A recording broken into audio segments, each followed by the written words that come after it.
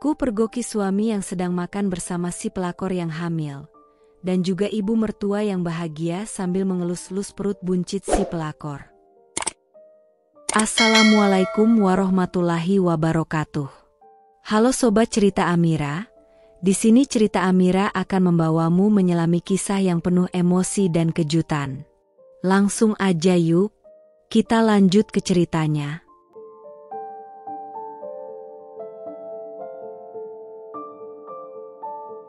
Namaku Ririn, seorang wanita mandiri yang awalnya menikah karena cinta. Tapi cinta itu ternyata semu, dibalas dengan pengkhianatan. Mereka pikir aku akan menangis. Tidak, aku tertawa karena aku punya rencana. Kupikir setelah akad dan ijab kabul yang sah, hidupku akan berubah menjadi lebih baik. Kupikir, setelah mengenakan cincin di jari manisku dan sah menjadi istri seseorang, aku akan mulai merasakan apa itu arti rumah. Sebuah tempat penuh kehangatan, tempat aku bisa merasa aman, dihargai, dicintai. Tapi baru beberapa hari berlalu sejak aku resmi menjadi istri Raka. Dunia yang kukira akan menyambutku dengan pelukan, justru menamparku dengan kenyataan pahit yang bahkan tidak pernah terlintas dalam pikiranku.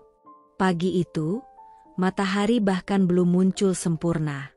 Aku baru saja menyelesaikan salat subuh, dan dengan rambut yang masih terurai acak-acakan, aku masuk ke dapur untuk membuat teh.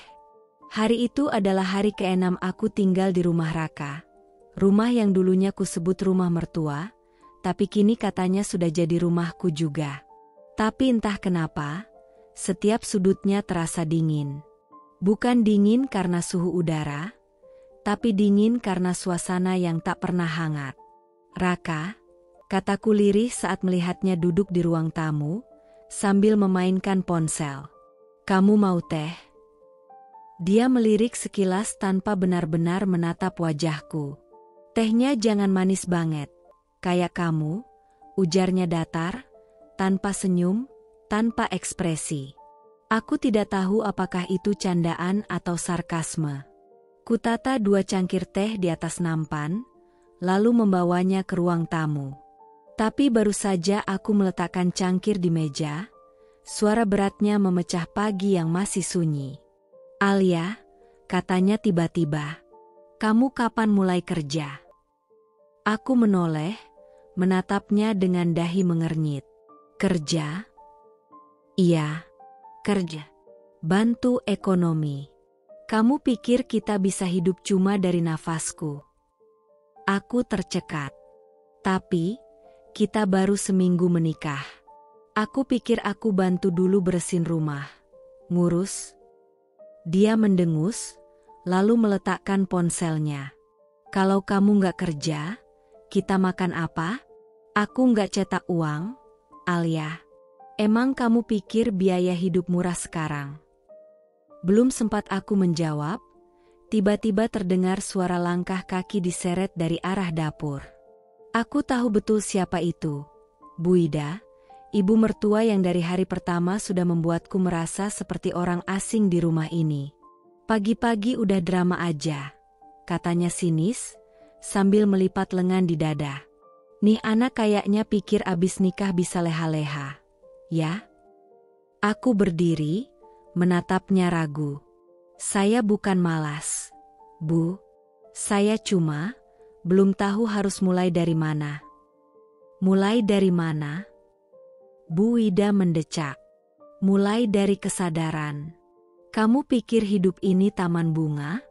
Pagi-pagi nyeduh teh, terus duduk manis sambil nunggu suami pulang bawa uang? Bangun, Alia.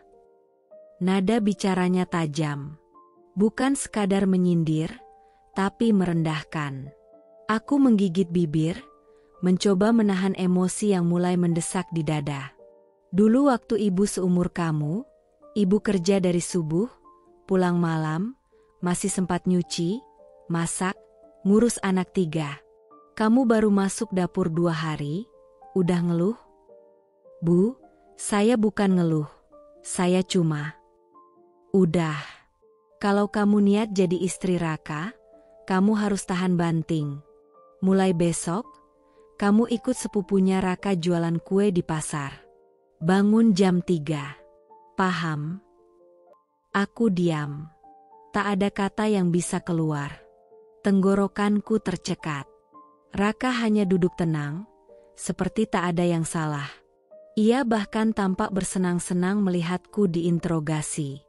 "Jangan baper deh, Alia," katanya dengan senyum sinis. "Namanya juga hidup. Semua butuh kerjasama." Kerjasama? Tapi kenapa rasanya seperti aku bekerja sendirian, sementara mereka hanya menuntut?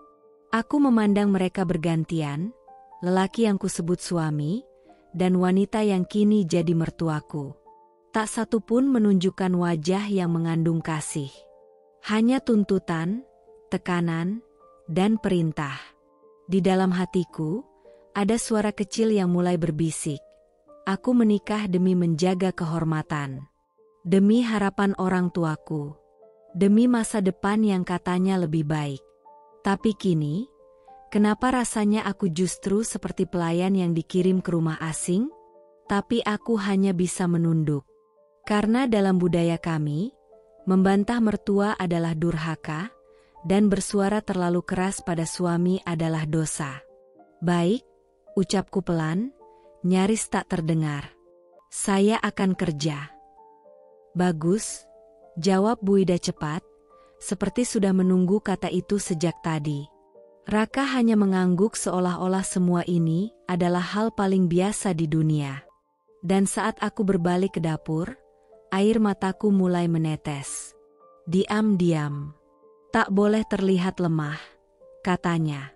Tapi siapa yang bisa kuat kalau dari awal pernikahannya saja, cinta tidak pernah ada di meja makan? Hari itu aku sadar, aku tidak sedang membangun rumah tangga. Aku sedang bertahan hidup di rumah yang bahkan tak pernah benar-benar menerimaku. Dulu, sebelum menikah dengan Raka, ibuku sempat berkata, "Kamu yakin mau nikah sama dia?" Keluarganya memang tampak terhormat, tapi kadang yang tampak mewah di luar, busuk di dalam. Saat itu, aku membela Raka habis-habisan. Kupikir, ibu hanya terlalu khawatir. Tapi sekarang, aku menyesal tidak mempercayai nalurinya. Karena perlahan, lapisan kemewahan keluarga Raka mulai terkelupas. Dan di baliknya, ada kehancuran yang lebih menakutkan daripada kemiskinan. Kejatuhan dari singgasana yang terlalu tinggi. Awalnya, aku tidak tahu apa-apa. Mereka selalu bicara tentang masa lalu yang megah, tentang restoran besar milik keluarga, villa di puncak, dan mobil-mobil mewah. Tapi yang kulihat di rumah ini hanya satu motor tua, perabot usang, dan tumpukan tagihan listrik yang tidak pernah dibayar tepat waktu. Dan pagi itu, semua topeng runtuh. Aku sedang mencuci piring di dapur ketika kudengar suara keras dari ruang tengah. Suara Bu Ida, terdengar panik, bukan seperti biasanya yang sinis dan galak. "Apa? Jadi dia kabur?" bentaknya, nada suaranya naik 2 oktav. Aku menghentikan gerakanku. Dengan pelan, aku berjalan ke arah pintu, mengintip. Raka duduk di sofa dengan wajah kusut, memegangi kepalanya. "Iya, Bu, Papa kabur. Dia bawa semua dana operasional. Tabungan, deposito, bahkan akun bisnis atas nama ibu juga dikosongin. Semua." Bu Ida jatuh terduduk. Napasnya tersengal. "Ya Allah, habis kita, Kak. Habis kita." Aku terdiam di balik dinding, napasku tercekat. Jadi ini sebabnya mereka begitu mendesakku bekerja? Karena mereka sedang tenggelam dan aku dijadikan pelampung. Tiba-tiba, suara Bu Ida meninggi lagi. "Kita harus cari cara. Kita nggak bisa kehilangan muka di depan keluarga besar. Nggak bisa."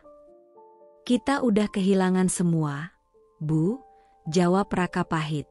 "Rekening kosong. Kredit macet. Semua kontrakan dan ruko udah dijual papa diam-diam. Sekarang tinggal rumah ini. Saat itu, pintu dapur berderit. Mereka menoleh, dan aku tak bisa lagi bersembunyi. Alia, suara Raka lirih, tapi tajam. Kamu denger ya? Aku mengangguk pelan. Mereka saling pandang sejenak, lalu Bu Ida berdiri. Wajahnya berubah. Bukan panik lagi, tapi penuh harap. Dan ketakutan. Kamu kan masih kerja sama sepupunya Raka, ya? Dengar-dengar omsetnya lumayan. Gimana? Kamu bisa bantu pinjam uang? Aku membelalakan mata. Pinjam? Bu, saya cuma bantu bungkusin kue di sana. Gajinya harian, paling cukup buat beli beras dan bayar pulsa. Tapi kamu rajin, mereka pasti percaya sama kamu. Gimana kalau kamu coba pinjam atas nama sendiri? Bilang aja buat buka cabang, nanti kita pikirin cara bayarnya. Desaknya cepat. Aku menggeleng. Saya nggak bisa, Bu. Itu tanggung jawab besar. Dengar ya, Alia, potong Raka, kali ini dengan suara keras. Kamu ini bagian dari keluarga sekarang. Kita semua lagi susah. Ini bukan cuma masalah kamu atau aku, ini masalah bersama.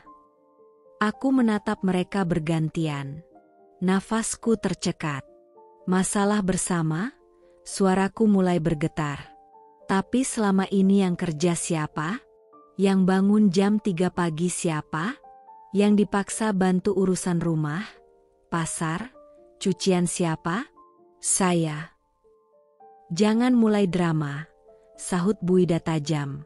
Aku menarik napas panjang. Saya masuk rumah ini bukan untuk jadi penopang seluruh keluarga. Saya istri, bukan penjamin utang. Raka berdiri, wajahnya memerah. Kalau kamu nggak mau bantu, kamu jangan salahkan kalau nanti kita semua jatuh. Kamu pikir kamu bisa cuci tangan? Aku mundur satu langkah, tubuhku gemetar. Saat itulah aku sadar, aku bukan bagian dari keluarga ini. Aku hanya alat. Alat untuk menopang bangunan tua yang sebentar lagi roboh. Dan semua beban itu, dengan teganya mereka tumpahkan ke pundakku, pundak seorang perempuan yang bahkan belum selesai menyesuaikan diri sebagai istri.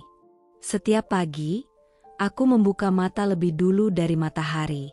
Bunyi alarm jam butut yang sudah kusetel pukul 2.30 menjadi sahabat setiaku.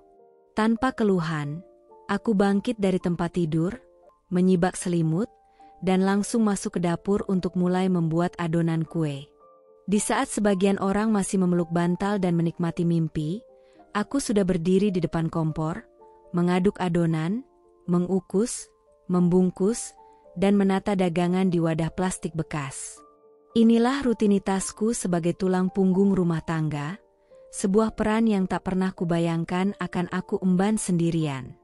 Dulu, aku percaya bahwa pernikahan adalah kerja sama dua insan. Suami menjadi pelindung dan pencari nafkah, istri menjadi penyemangat dan penjaga rumah. Tapi seiring waktu, angan itu hancur. Karena ternyata, di rumah ini, peran kami benar-benar terbalik. Aku yang mencari uang, sementara Raka, dia lebih sering diam di rumah, menggenggam ponsel, scroll aplikasi ojek online, sambil mengeluh soal algoritma. Orderannya sepi banget, ya, katanya satu siang, saat aku baru pulang dari pasar dengan tubuh bau keringat dan kaki yang nyeri karena berdiri terlalu lama. Aku udah muter dari tadi pagi, tapi nggak dapet-dapet. Kayaknya HP-ku udah gak cocok buat narik. Aku hanya menatapnya sekilas, kemudian melanjutkan membongkar keranjang kue yang tak habis terjual. Aku terlalu lelah untuk menjawab. Hari demi hari berlalu. Sementara aku semakin lihai berdagang, Raka semakin lihai mencari alasan. Kadang ia ojek online, kadang kurir freelance, kadang bantu-bantu teman. Tapi lebih sering dia hanya tidur di kamar, atau duduk di teras sambil merokok dan bermain game. Anehnya, dia tak pernah merasa malu. Bahkan ketika aku yang membayar listrik, membelikan pulsa, dan membiayai isi dapur, dia masih berani mengatur dan menyalahkan. Cuma dapat segini, komentarnya saat kulaporkan hasil jualan harian. Kamu sih, jualannya nggak berkembang. Mending coba buka lapak di alun-alun, rame tuh.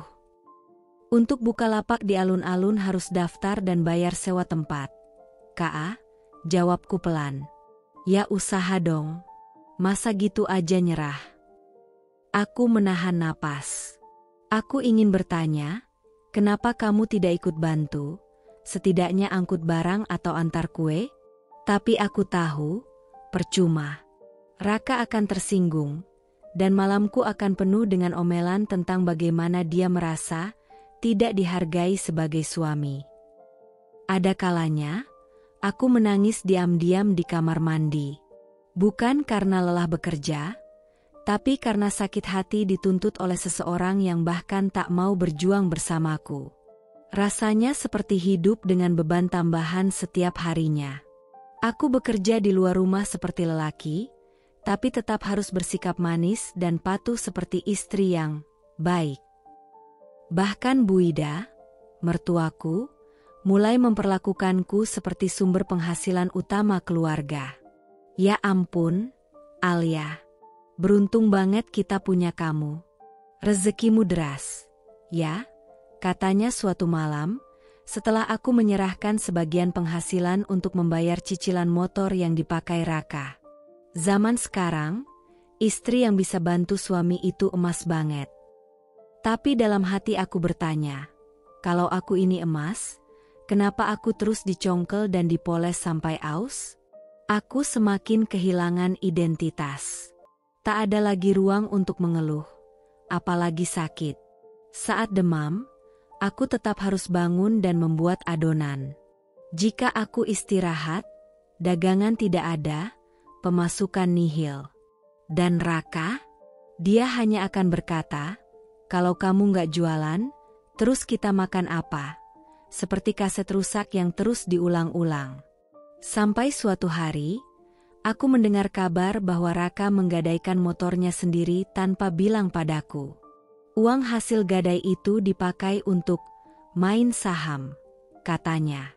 Dia belajar dari video YouTube dan merasa bisa menggandakan uang dalam seminggu. Tapi tentu saja, semuanya lenyap. Aku cuma mau bantu kamu, ya, katanya dengan nada menyalahkan diri sendiri, tapi tak ada penyesalan di wajahnya. Kamu kan udah capek jualan. Aku pikir kalau aku bisa dapat untung besar, kamu bisa berhenti kerja. Tiba-tiba, suara Bu Ida meninggi lagi. Kita harus cari cara. Kita nggak bisa kehilangan muka di depan keluarga besar. Nggak bisa. Kita udah kehilangan semua, Bu, jawab Raka pahit. Rekening kosong. Kredit macet. Semua kontrakan dan ruko udah dijual Papa diam-diam. Sekarang tinggal rumah ini. Saat itu, pintu dapur berderit. Mereka menoleh, dan aku tak bisa lagi bersembunyi. Alia, suara Raka lirih, tapi tajam. Kamu denger ya? Aku mengangguk pelan. Mereka saling pandang sejenak, lalu Bu Ida berdiri. Wajahnya berubah. Bukan panik lagi, tapi penuh harap. Dan ketakutan. Kamu kan masih kerja sama sepupunya Raka, ya? Dengar-dengar omsetnya lumayan. Gimana? Kamu bisa bantu pinjam uang? Aku membelalakan mata. Pinjam? Bu, saya cuma bantu bungkusin kue di sana. Gajinya harian, paling cukup buat beli beras dan bayar pulsa. Tapi kamu rajin, mereka pasti percaya sama kamu. Gimana kalau kamu coba pinjam atas nama sendiri? Bilang aja buat buka cabang, nanti kita pikirin cara bayarnya. Desaknya cepat. Aku menggeleng. Saya nggak bisa, Bu. Itu tanggung jawab besar. Dengar ya, Alia, potong Raka, kali ini dengan suara keras. Kamu ini bagian dari keluarga sekarang. Kita semua lagi susah. Ini bukan cuma masalah kamu atau aku, ini masalah bersama. Aku menatap mereka bergantian. Nafasku tercekat. Masalah bersama, suaraku mulai bergetar. Tapi selama ini yang kerja siapa? Yang bangun jam 3 pagi siapa? Yang dipaksa bantu urusan rumah, pasar, cucian siapa? Saya. Jangan mulai drama, sahut Bu Ida tajam. Aku menarik napas panjang. Saya masuk rumah ini bukan untuk jadi penopang seluruh keluarga. Saya istri, bukan penjamin utang. Raka berdiri, wajahnya memerah. Kalau kamu gak mau bantu, kamu jangan salahkan kalau nanti kita semua jatuh. Kamu pikir kamu bisa cuci tangan? Aku mundur 1 langkah, tubuhku gemetar. Saat itulah aku sadar, aku bukan bagian dari keluarga ini. Aku hanya alat. Alat untuk menopang bangunan tua yang sebentar lagi roboh.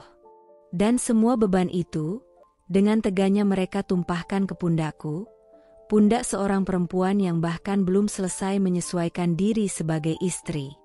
Setiap pagi, aku membuka mata lebih dulu dari matahari. Bunyi alarm jam butut yang sudah kusetel pukul 2.30 menjadi sahabat setiaku. Tanpa keluhan, aku bangkit dari tempat tidur, menyibak selimut, dan langsung masuk ke dapur untuk mulai membuat adonan kue. Di saat sebagian orang masih memeluk bantal dan menikmati mimpi, aku sudah berdiri di depan kompor, mengaduk adonan, mengukus, membungkus, dan menata dagangan di wadah plastik bekas. Inilah rutinitasku sebagai tulang punggung rumah tangga, sebuah peran yang tak pernah kubayangkan akan aku emban sendirian. Dulu, aku percaya bahwa pernikahan adalah kerja sama 2 insan. Suami menjadi pelindung dan pencari nafkah, istri menjadi penyemangat dan penjaga rumah. Tapi seiring waktu, angan itu hancur. Karena ternyata, di rumah ini, peran kami benar-benar terbalik. Aku yang mencari uang, sementara Raka, dia lebih sering diam di rumah, menggenggam ponsel, scroll aplikasi ojek online, sambil mengeluh soal algoritma. Orderannya sepi banget. Ya, katanya satu siang, saat aku baru pulang dari pasar dengan tubuh bau keringat dan kaki yang nyeri karena berdiri terlalu lama. Aku udah muter dari tadi pagi, tapi nggak dapet-dapet. Kayaknya HP-ku udah gak cocok buat narik. Aku hanya menatapnya sekilas, kemudian melanjutkan membongkar keranjang kue yang tak habis terjual. Aku terlalu lelah untuk menjawab. Hari demi hari berlalu. Sementara aku semakin lihai berdagang, Raka semakin lihai mencari alasan. Kadang ia ojek online, kadang kurir freelance, kadang bantu-bantu teman. Tapi lebih sering dia hanya tidur di kamar, atau duduk di teras sambil merokok dan bermain game. Anehnya, dia tak pernah merasa malu. Bahkan ketika aku yang membayar listrik, membelikan pulsa, dan membiayai isi dapur, dia masih berani mengatur dan menyalahkan. Cuma dapat segini, komentarnya saat kulaporkan hasil jualan harian. Kamu sih, jualannya nggak berkembang. Mending coba buka lapak di alun-alun, rame tuh. Untuk buka lapak di alun-alun harus daftar dan bayar sewa tempat. Ka, jawabku pelan. Ya usaha dong. Masa gitu aja nyerah? Aku menahan napas. Aku ingin bertanya, kenapa kamu tidak ikut bantu, setidaknya angkut barang atau antar kue? Tapi aku tahu, percuma. Raka akan tersinggung, dan malamku akan penuh dengan omelan tentang bagaimana dia merasa tidak dihargai sebagai suami. Ada kalanya, aku menangis diam-diam di kamar mandi. Bukan karena lelah bekerja, tapi karena sakit hati dituntut oleh seseorang yang bahkan tak mau berjuang bersamaku. Rasanya seperti hidup dengan beban tambahan setiap harinya. Aku bekerja di luar rumah seperti lelaki, tapi tetap harus bersikap manis dan patuh seperti istri yang baik. Bahkan Bu Ida, mertuaku, mulai memperlakukanku seperti sumber penghasilan utama keluarga. Ya ampun, Alia. Beruntung banget kita punya kamu. Rezekimu deras. Ya, katanya suatu malam, setelah aku menyerahkan sebagian penghasilan untuk membayar cicilan motor yang dipakai Raka. Zaman sekarang, istri yang bisa bantu suami itu emas banget. Tapi dalam hati aku bertanya, kalau aku ini emas, kenapa aku terus dicongkel dan dipoles sampai aus? Aku semakin kehilangan identitas. Tak ada lagi ruang untuk mengeluh, apalagi sakit. Saat demam, aku tetap harus bangun dan membuat adonan. Jika aku istirahat, dagangan tidak ada, pemasukan nihil. Dan Raka, dia hanya akan berkata, kalau kamu nggak jualan, terus kita makan apa? Seperti kaset rusak yang terus diulang-ulang. Sampai suatu hari, aku mendengar kabar bahwa Raka menggadaikan motornya sendiri tanpa bilang padaku. Uang hasil gadai itu dipakai untuk main saham, katanya. Dia belajar dari video YouTube dan merasa bisa menggandakan uang dalam seminggu. Tapi tentu saja, semuanya lenyap. Aku cuma mau bantu kamu, ya, katanya dengan nada menyalahkan diri sendiri, tapi tak ada penyesalan di wajahnya. Kamu kan udah capek jualan. Aku pikir kalau aku bisa dapat untung besar, kamu bisa berhenti kerja. Aku hanya tertawa lirih. Bukan karena lucu, tapi karena getir. Kamu pikir aku kerja karena hobi? Aku kerja karena kamu gak mau bertanggung jawab. Ia terdiam. Tapi seperti biasa, diamnya tak pernah lama. Beberapa hari kemudian, dia kembali santai di rumah, menonton serial TV dan menyerahkan hidup padaku lagi, seolah tak ada yang terjadi. Saat aku bercerita pada ibuku lewat telepon, beliau hanya terdiam lama. Lalu berkata pelan, kadang lelaki bukan diuji saat kaya, tapi saat kehilangan peran. Kalau dia ikhlas mendampingimu dan bangkit bersamamu, dia lelaki sejati. Tapi kalau dia justru bersandar dan membiarkan kamu terus berjalan sendiri, kamu harus berpikir ulang, Nak. Malam itu aku menangis. Tapi tangisku kali ini bukan karena sakit hati, melainkan karena aku tahu, aku sedang hidup dalam hubungan yang pincang. Aku menjadi tulang punggung untuk seseorang yang bahkan tidak tahu bagaimana caranya berdiri sendiri. Dan yang lebih menyedihkan, dia tidak merasa malu, tidak merasa bersalah, tidak merasa harus berubah. Kini, setiap kali aku menatap cermin, aku tidak lagi melihat perempuan muda yang baru menikah dengan harapan tinggi. Yang kulihat adalah perempuan yang menua lebih cepat karena beban yang tak seharusnya ditanggung sendiri.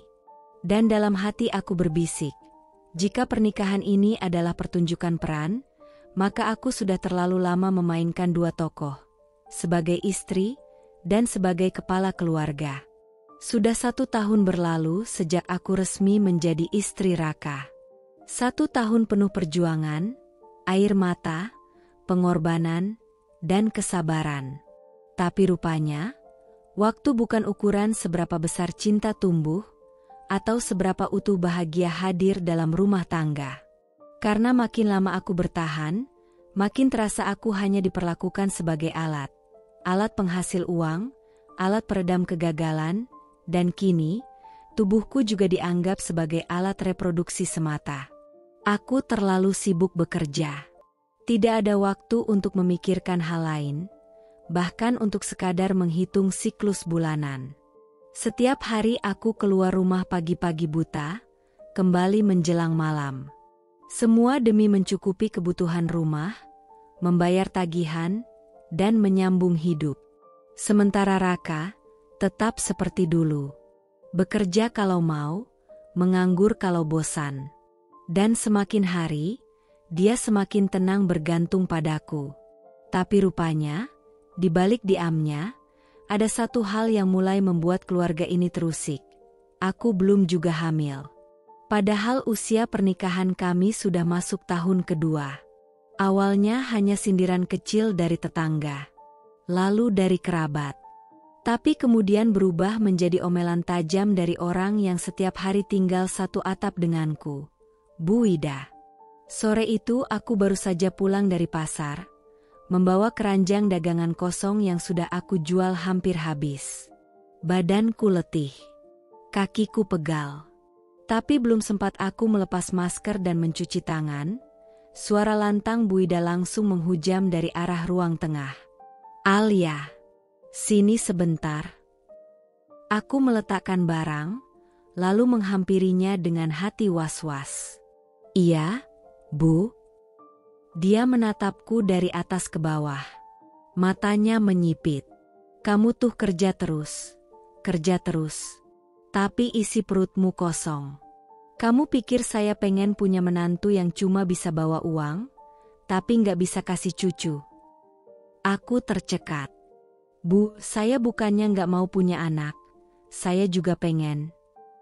"Ah, jangan ngeles. Wanita lain nikah 3 bulan aja udah isi. Kamu, udah mau 2 tahun, nggak ada tanda-tanda." Aku menunduk. Dadaku sesak. "Mungkin saya dan Raka belum dikasih rezeki, Bu. Belum waktunya." "Belum waktunya?" Bu Ida meninggikan suara. "Kamu itu terlalu sibuk ngurus dagangan, gak pernah ngurus suami. Pantas aja rahimmu gak aktif." Hatiku runtuh. Kata-katanya seperti pisau berkarat yang menusuk hati lalu diputar dengan kejam. Aku bisa menerima kalau dibilang miskin, lelah, bahkan capek. Tapi saat diserang sebagai perempuan yang tak berfungsi, aku merasa hancur. Aku menatap Raka yang duduk tak jauh dari situ, berharap dia akan membelaku. Tapi seperti biasa, dia hanya terdiam. Menyesap kopi sachetnya pelan-pelan, seolah tak mendengar. "Raka," ucapku pelan, penuh luka. "Kamu gak bilang apa-apa." Ia mengangkat bahu. "Aku juga pengen punya anak, ya. Tapi kamu sendiri sibuk terus. Malam-malam udah tidur duluan, gak pernah ada waktu buat kita." Jadi sekarang salahku? Aku terdiam, menahan napas agar tak pecah dalam tangis di depan mereka. "Saya kerja buat siapa, Kak?" Tanyaku pelan. "Buat rumah ini, buat kamu, buat hidup kita. Tapi kalian lihat saya seperti mesin. Sekarang rahim saya pun kalian soalkan, seolah-olah hidup saya tidak cukup gagal hanya karena saya belum hamil." Bu Ida berdiri, mendekatiku. "Perempuan macam apa kamu ini? Gaji ada, rahimnya kosong. Mana ada laki-laki betah punya istri kayak kamu? Jangan salahin kalau Raka nanti cari yang lain." Kalimat itu seperti tamparan telak. Rahimku yang dikata kosong seakan jadi alasan sah untuk meniadakan semua perjuanganku. Semua pengorbanan, lelah, sakit, dan diamku, dihancurkan hanya dalam satu kalimat penuh penghinaan. Malam itu aku menangis sendirian di kamar. Suara air dari kamar mandi terdengar samar, entah Raka peduli atau tidak.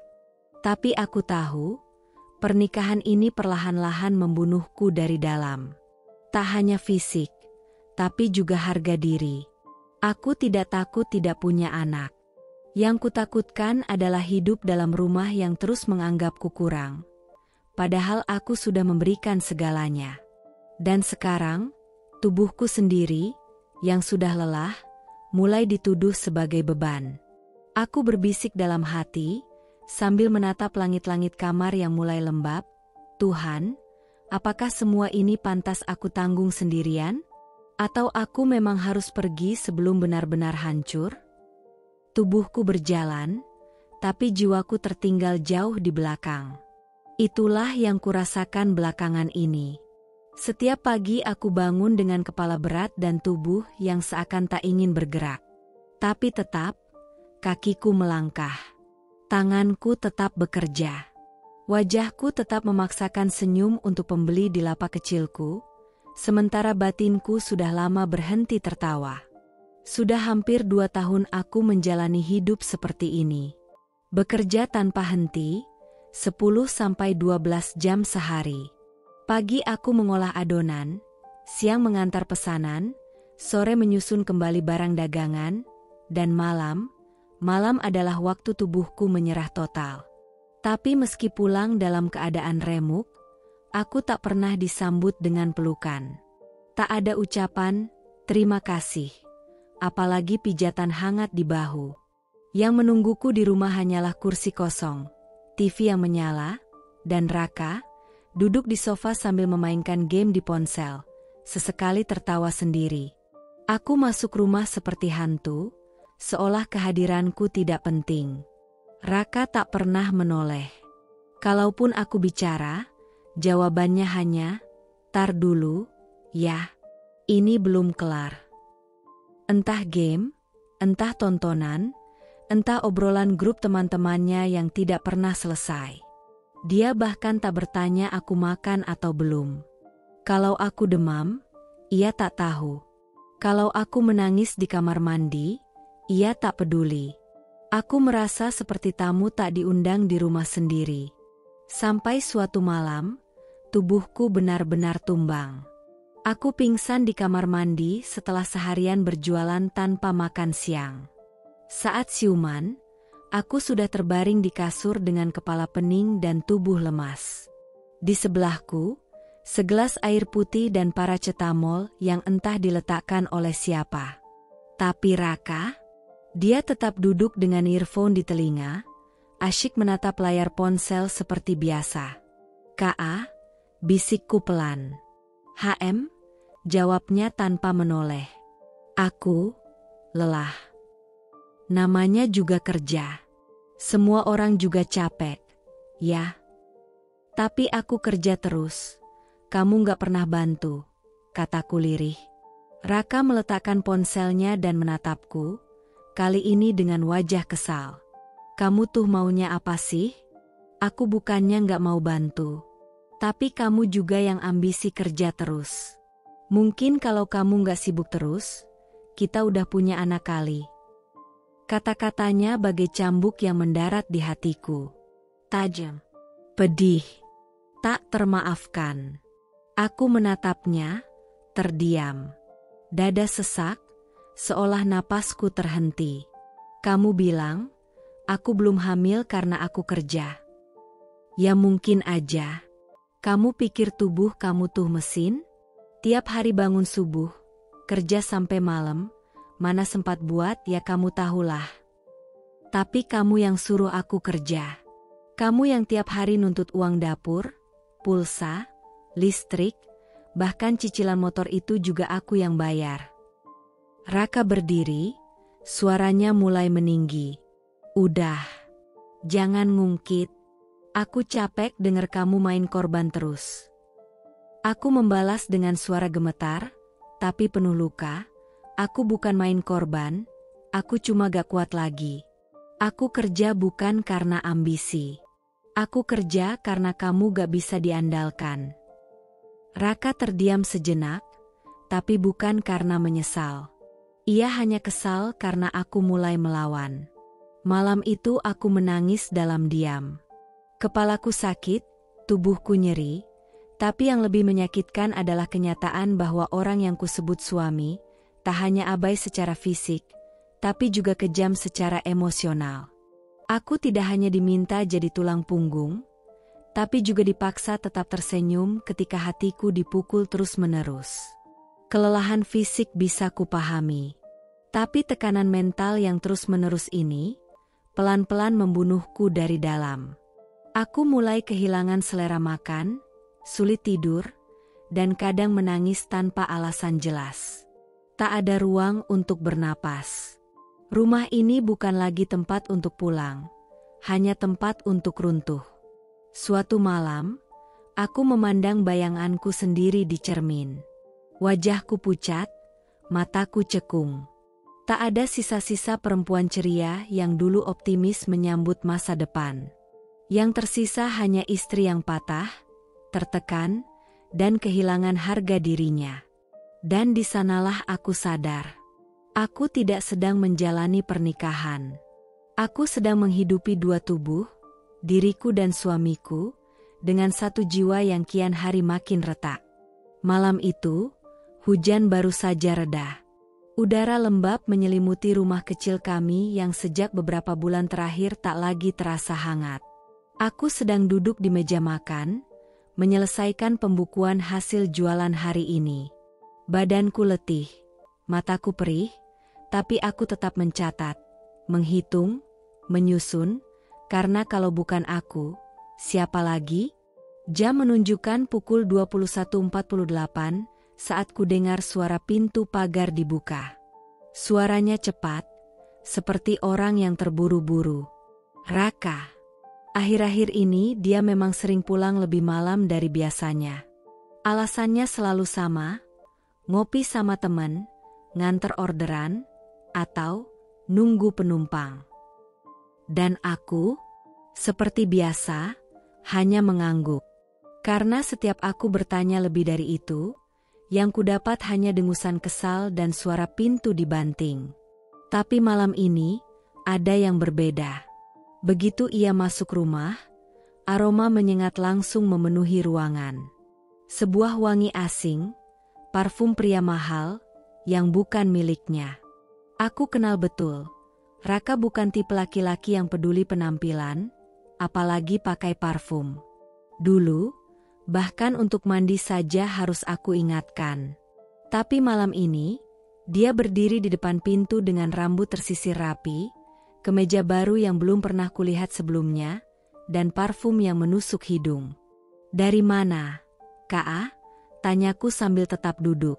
"Ngopi bareng anak-anak," jawabnya singkat, melepaskan sepatunya tanpa menatapku. "Wangi banget.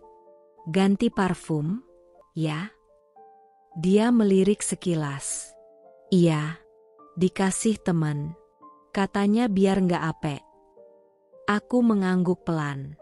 Tapi dalam hatiku, pertanyaan terus berputar. Sejak kapan Raka peduli soal apek? Aku memperhatikannya diam-diam saat dia masuk kamar. Gerak-geriknya berubah. Lebih banyak senyum sendiri. Lebih sering cek ponsel diam-diam. Dulu, dia meletakkan ponsel sembarangan di atas meja. Sekarang, ponsel itu selalu di kantong, atau dibawa ke kamar mandi. Bahkan saat tidur pun, ia taruh di bawah bantal. Dan kalau aku dekati, dia refleks langsung memalingkan layar. Aku tahu ada yang tidak beres. Dan firasat seorang istri jarang salah. Beberapa hari kemudian, saat dia mandi, aku memberanikan diri membuka galeri ponselnya. Tapi semuanya bersih. Terlalu bersih. Seolah sudah disaring. Tapi ada satu foto yang terlewat di folder tersembunyi, foto selfie Raka di dalam mobil, dengan kemeja yang sama seperti malam itu. Tapi bukan itu yang membuat jantungku berdebar. Di kaca spion, samar terlihat bayangan rambut panjang perempuan. Bukan aku. Tanganku gemetar. Nafasku tercekat. Dadaku nyeri seperti ditusuk dari dalam. Tapi aku tak menangis. Belum. Aku hanya mematung, mencoba mengendalikan gejolak emosi yang siap meledak. Saat Raka keluar dari kamar mandi, aku menatapnya lama. "Kamu yakin, dari ngopi sama teman waktu itu?" tanyaku datar. Dia mengerutkan kening. "Maksud kamu apa sih?" "Cuma nanya." "Nggak boleh." Raka menghela napas, lalu berjalan melewatiku. "Jangan mulai drama, ya. Aku capek." Aku tersenyum miris. Capek? Dia yang bersantai, aku yang kerja sampai nyaris pingsan. Tapi dia yang mengklaim paling lelah, paling tertindas, paling perlu dimengerti. Sejak malam itu, aku mulai mengamati lebih cermat. Waktu-waktunya tak lagi sinkron. Kadang bilang mau antar pesanan, tapi pulang dengan aroma beda. Kadang bilang ketiduran di masjid, tapi bajunya rapi tanpa lipatan tidur. Bahkan satu kali, dia pulang dengan bekas lipstik samar di lengan kemejanya. Saat kutanya, dia bilang itu noda saus. Aku tidak konfrontatif. Belum. Karena aku tahu, saat perempuan ingin menemukan kebenaran, ia harus menyusun bukti, bukan sekadar emosi. Tapi malam demi malam, hatiku digerogoti tanya, siapa dia? Sejak kapan? Dan mengapa? Apa aku kurang cantik? Kurang setia? Kurang mengurus rumah? Atau karena aku terlalu sibuk bekerja membiayai hidup kami? Dalam sunyi, aku duduk di ujung ranjang, menatap wajah Raka yang tertidur dengan tenang. Di dadaku, badai. Di mataku, api. Di pikiranku, satu tekad mulai tumbuh pelan-pelan.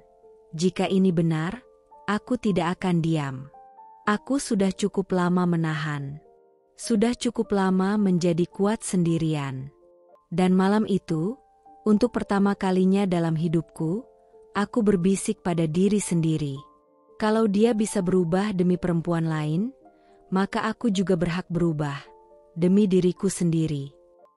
Aku selalu percaya bahwa kebenaran akan menemukan jalannya, meski lambat, meski menyakitkan. Tapi kadang, untuk menemukannya, kita harus rela jadi detektif dalam rumah tangga sendiri. Sejak malam itu, malam ketika parfum menyengat di tubuh Raka membuatku curiga, aku mulai bergerak. Bukan dengan emosi, tapi dengan rencana. Aku tak ingin lagi jadi perempuan yang dibohongi sambil tersenyum. Aku ingin tahu pasti, bukan menebak-nebak di antara gelagatnya yang makin tak jujur. Tanpa banyak bicara, suatu pagi saat dia mandi, aku memasang alat pelacak GPS kecil di bawah jok motornya. Alat itu kubeli secara diam-diam, dari hasil kerja lemburku sendiri. Hanya sebesar ibu jari, tapi cukup kuat untuk mencatat kemana saja dia pergi. Aku tahu, kalau aku hanya mengandalkan pertanyaan, dia akan terus berkelit. Tapi kali ini, aku ingin menangkap kebenaran, bukan asumsi. Hari pertama, pergerakannya masih wajar. Antar jemput makanan, mampir ke toko kelontong, duduk lama di warung kopi. Tapi hari ketiga, sesuatu menarik perhatianku. Pukul 14.02, motornya berhenti cukup lama di sebuah kafe kecil di dekat kantor pemerintah. Kafe itu tidak terlalu ramai, bahkan jarang kulihat diiklankan. Aku tak langsung bereaksi. Aku biarkan. Mencatat. Menunggu pola. Dan ternyata, hari-hari berikutnya, kafe itu jadi persinggahannya hampir setiap siang. Selalu di jam yang sama. Selalu selama 1-2 jam. Tak ada alasan logis untuk seorang ojek online nongkrong selama itu di tempat yang sepi. Tidak kecuali jika ia bertemu seseorang. Tanganku mulai dingin setiap melihat titik merah GPS itu berhenti di tempat yang sama. Jantungku selalu berdetak tak karuan. Setiap malam saat dia pulang dan berlagak lelah, aku menatapnya diam-diam. Kadang aku ingin menamparnya, bertanya, siapa dia, Raka? Tapi aku tahan. Aku ingin saksi. Aku ingin bukti. Aku ingin dia tak bisa menyangkal. Sampai akhirnya, pada hari Jumat sore, aku putuskan untuk menyusulnya diam-diam. Kutunggu ia berangkat. Seperti biasa. Ia pamit seperti biasa juga, dengan senyum tipis yang dulu kupikir manis, kini terasa licik. Aku jemput paket orang dulu ya, katanya. Aku hanya mengangguk. Begitu motor menghilang di ujung jalan, aku bersiap. Kupakai jaket, masker, dan helm. Aku naik ojek online, mengikuti titik GPS yang terus bergerak. Dan seperti dugaanku, Ia berhenti di kafe kecil itu. "Berhenti di sini aja, Mas," kataku lirih ke driver. Aku turun, bersembunyi di balik warung kosong di seberang.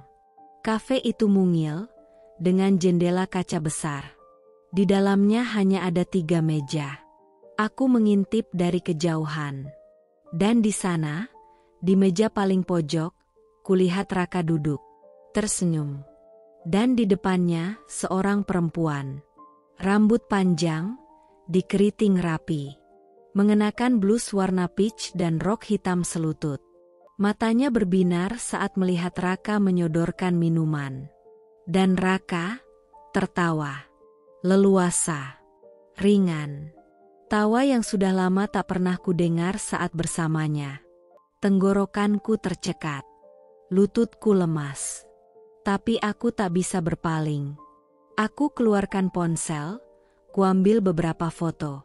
Tangan gemetar, air mata jatuh satu persatu. Bukan karena patah hati, tapi karena penegasan, aku tidak salah. Kecurigaanku benar. Mereka duduk selama lebih dari 1 jam. Saling bersentuhan tangan. Kadang tertawa pelan. Perempuan itu bahkan sempat menyentuh pipi Raka dengan manja. Dan yang paling menusuk hatiku, Raka membiarkan. Bahkan menikmati. Aku pulang dalam diam. Seolah tubuhku berfungsi tanpa jiwaku. Sesampainya di rumah, aku masuk kamar, memeluk bantal, lalu menangis dalam sunyi.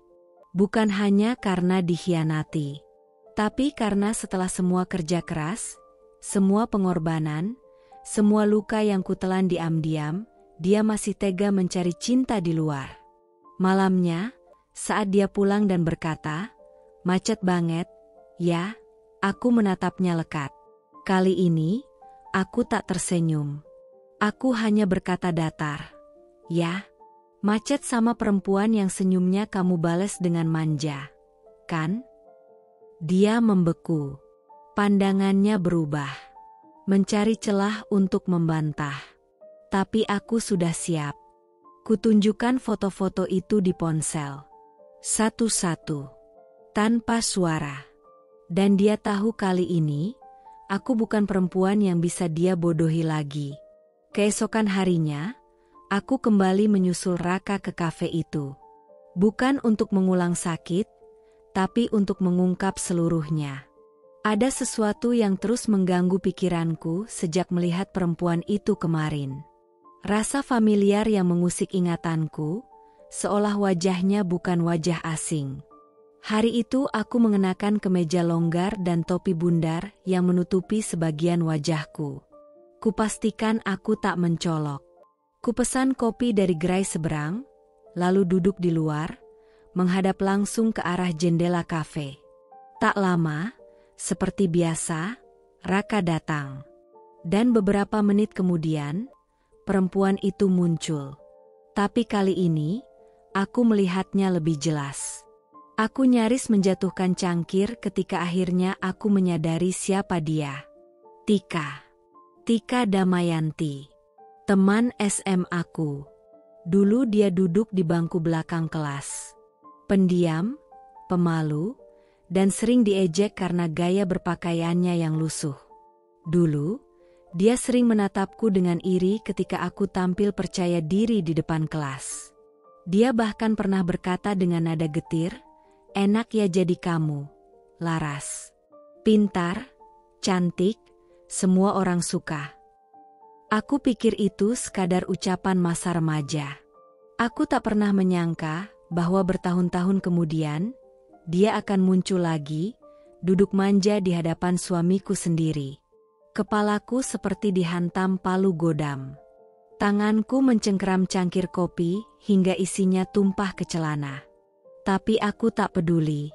Pandanganku terpaku pada 2 manusia tak tahu diri yang kini tengah berbagi tawa, berbagi rahasia, dan mungkin juga berbagi tubuh.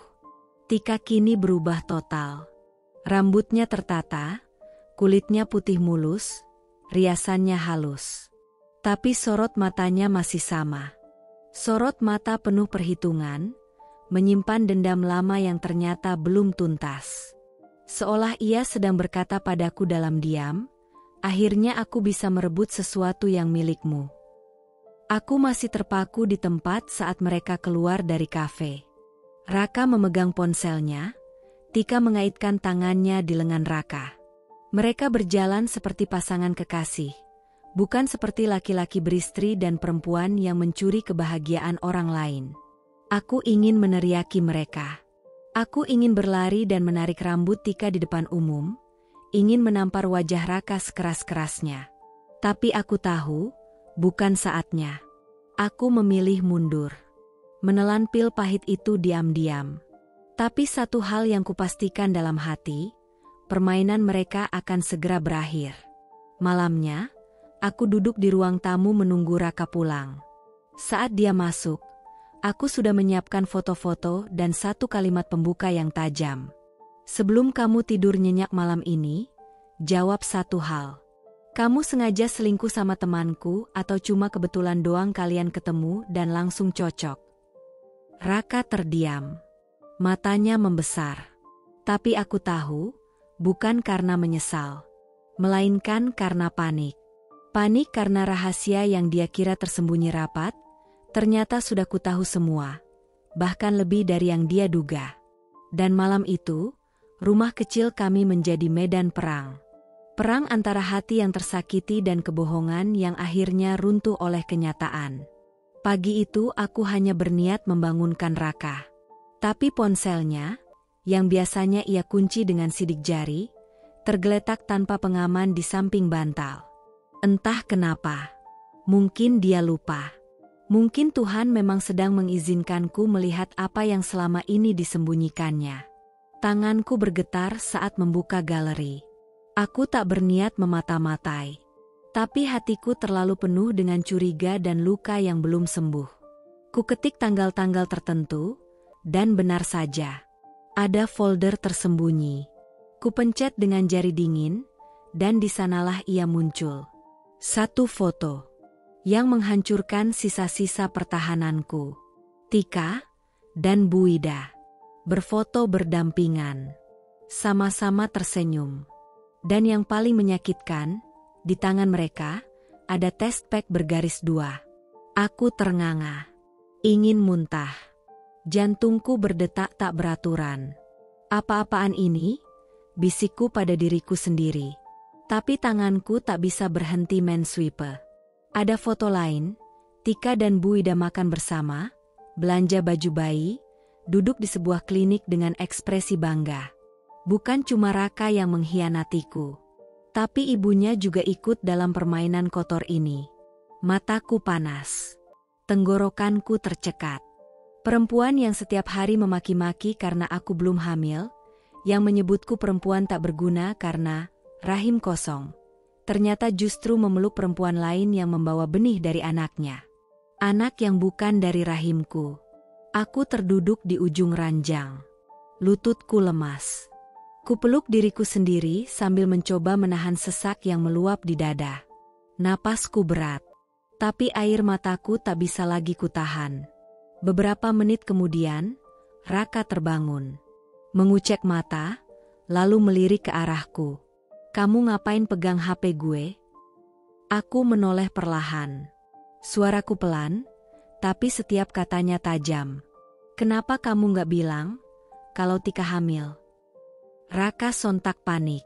Ia merebut ponselnya, membuka folder yang sama, lalu mengutuk pelan. Sial, kenapa ini belum kehapus? Karena Tuhan ingin aku tahu, potongku, lirih. Dan kenapa kamu biarkan ibumu terlibat? Apa kalian pikir aku pantas dibohongi segini dalamnya? Raka diam. Tak ada penyesalan. Hanya kebingungan dan kesal karena rencananya ketahuan. Dan saat itulah, terdengar suara dari luar kamar. Karena kamu gak bisa ngasih cucu, Alia. Suara itu, suara yang sangat kukenal. Bu Ida. Berdiri di ambang pintu dengan wajah dingin, seperti tak ada dosa. Selama ini aku diam karena kasihan sama kamu. Tapi kamu juga harus tahu diri. Anak saya butuh keturunan. Dan kalau bukan dari kamu, ya dari yang lain. Aku berdiri. Nafasku memburu, tapi nada bicaraku tetap tenang. Terlalu tenang untuk luka yang begitu dalam. Jadi kalian sudah merencanakan ini? Di belakangku? Bahkan kamu, Bu? Bu Ida tersenyum miring.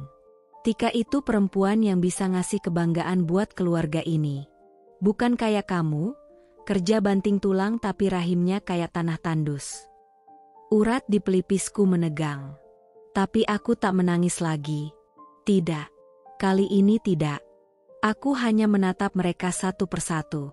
Dengan mata yang tak lagi memohon pengertian. Tapi menyiapkan diri untuk satu hal. Meninggalkan mereka selamanya.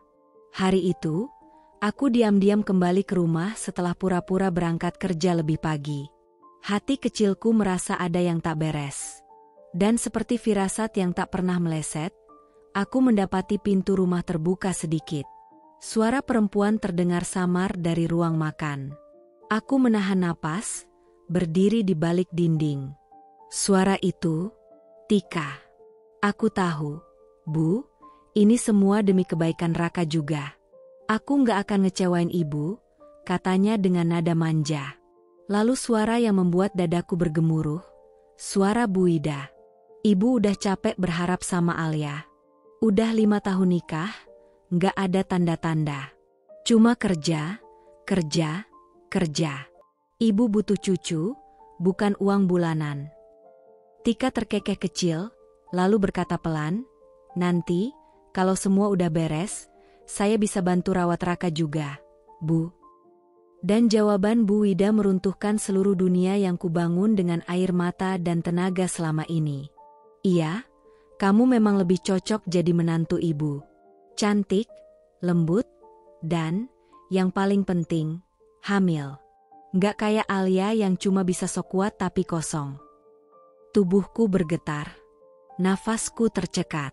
Rasanya ingin masuk dan membalikan meja makan itu, ingin berteriak sekeras mungkin. Tapi kakiku berat. Seolah semesta memaksaku mendengar semuanya hingga habis, tanpa bisa menutup telinga. Tika menambahkan dengan nada rendah tapi menusuk. Kalau nanti aku udah jadi istri Raka yang sah, ibu mau tinggal sama kita aja ya? Biar nggak usah bareng-bareng Alia lagi. Dan Bu Ida hanya tertawa kecil. Ibu udah lama pengen keluar dari bayang-bayang perempuan mandul itu. Perempuan mandul itu aku. Aku yang setiap hari masak untuk mereka. Aku yang membanting tulang, kerja siang malam, demi membiayai semua tagihan rumah, kebutuhan dapur, bahkan kredit kendaraan Raka. Aku yang mereka injak dengan santai, seolah aku bukan manusia, melainkan mesin uang yang rusak karena tak bisa menghasilkan keturunan. Tangisku akhirnya pecah, tanpa suara. Air mata jatuh satu persatu, bukan hanya karena dikhianati, tapi karena selama ini aku hidup dalam rumah yang penuh kebencian terselubung. Aku mengira aku kuat. Aku kira aku cukup. Tapi bagi mereka, aku tidak pernah lebih dari sekadar alat, yang sekarang sudah mereka anggap usang. Malamnya, Raka pulang seperti biasa. Tapi kini aku menatapnya seperti menatap orang asing. Dia membuka sepatu, bersikap seolah tak terjadi apa-apa. Kok diam aja? Tanyanya, tanpa tahu bahwa di balik diamku, ada badai yang sedang kubendung agar tak meledak membabi buta. Kamu yakin aku ini istri kamu, Raka? Dia melirik, agak kaget. Maksudnya? Aku melemparkan amplop besar ke atas meja. Di dalamnya, semua salinan percakapan, foto-foto mereka, bahkan rekaman suara dari tadi pagi. Karena yang aku lihat hari ini, istrimu sepertinya bernama Tika. Dan ibumu sedang mengadakan acara perebutan posisi menantu. Raka pucat. Tapi bukan karena bersalah.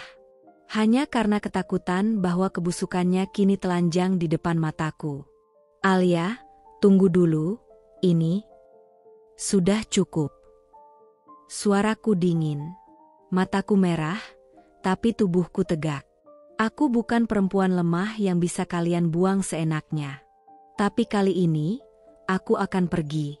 Bukan karena kalah, tapi karena aku terlalu berharga untuk terus diinjak.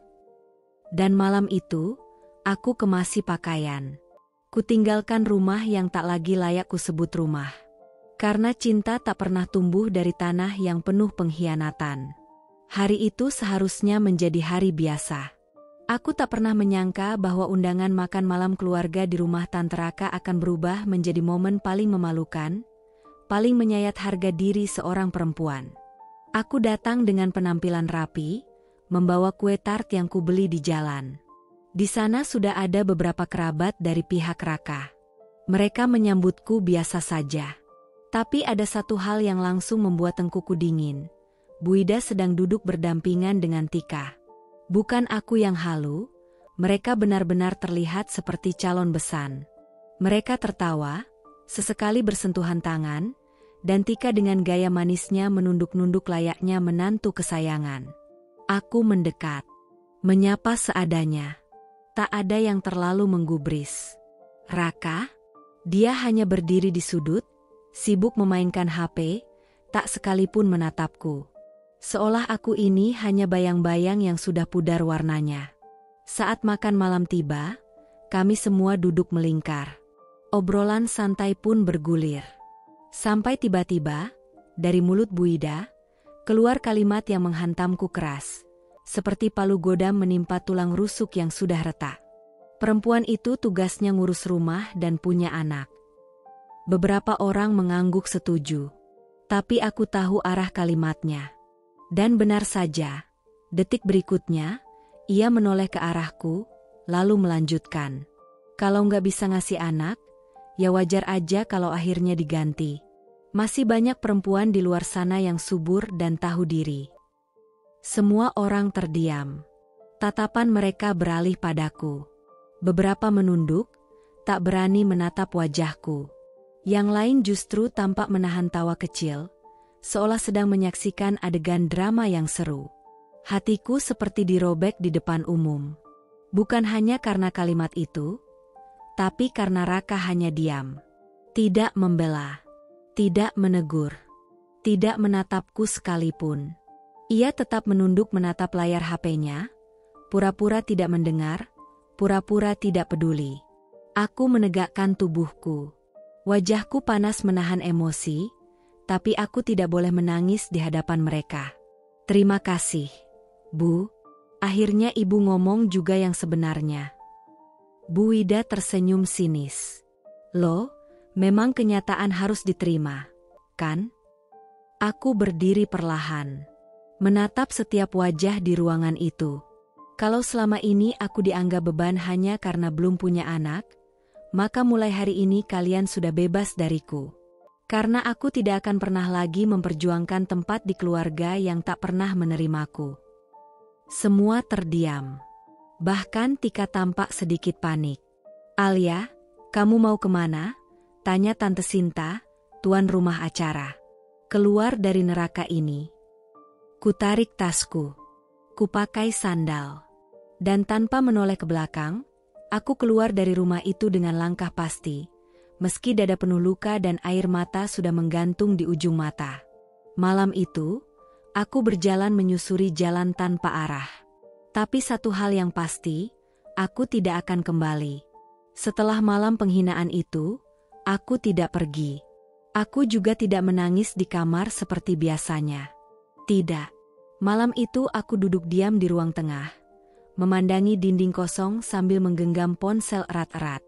Ada yang berubah dalam diriku. Aku tidak lagi menunggu pembelaan. Tidak lagi berharap penyesalan. Yang kupikirkan kini cuma satu, kebenaran harus dibuka. Semuanya.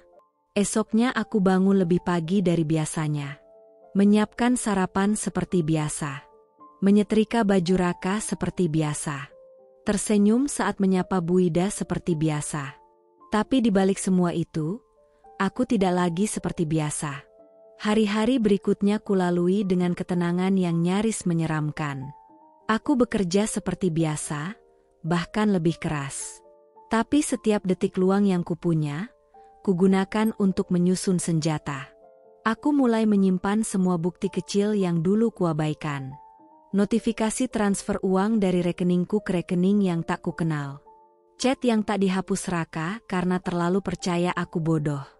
Foto-foto Tika yang masih tersimpan di galeri ponselnya, dengan tanggal dan lokasi yang cukup jelas untuk jadi bukti.